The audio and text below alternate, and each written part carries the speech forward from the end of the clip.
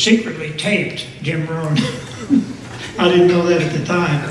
But he came in through those tapes with my dad and he said, Tom, you probably enjoy these. And that started us on the path. That was a critical point there. And then 18 months later, we're in Atlanta on our way home from Florida, been on vacation, stopped to see a guy I roomed with in college who owned Remax of Georgia.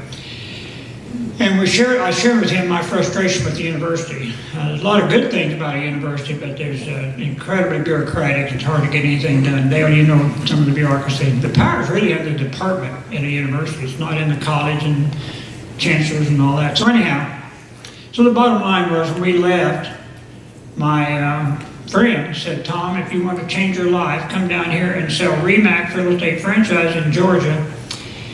And if you can sell them, we'll try to buy some territory or buy some states. Now that was just, he might have been talking in Swahili. It didn't make any sense to me at all.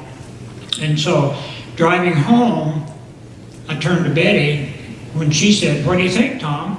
I said, well, it didn't make any sense. I told Howard, I think that's the stupidest thing I've ever heard. I've never sold anything, got the kids in college, etc.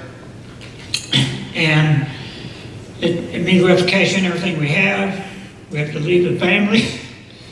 Lots of negatives. And so after an hour of discussions, we're driving from Atlanta to St. Louis, Columbia. What did Betty say? Let's go for it. Changed our life forever. Unbelievable. So I want each one of you to think about that, what I call a tipping point, where something, I know with Charles here, there was a point where you weren't doing medical transportation. There was a tipping point in there somewhere. So there's a point, a way to get to know each other a little better, make you reflect on that, and make sure if there's somebody still alive that made that tipping point for you, that you let them know. Last night at the dinner table, Dale took my my grade school class and made it 8.5 by 10 out of that. My teacher was Mrs. Ford. Now I'm an 8th grader, the only one in my class, raised on a turkey farm, 20 miles from all that. I never dreamed beyond being a farmer. And my teacher one day, when we were putting wood in the wood stove in the basement, said, Tom, you ought to be a doctor. I think, me? Wow. That triggered kind of many, tipping point.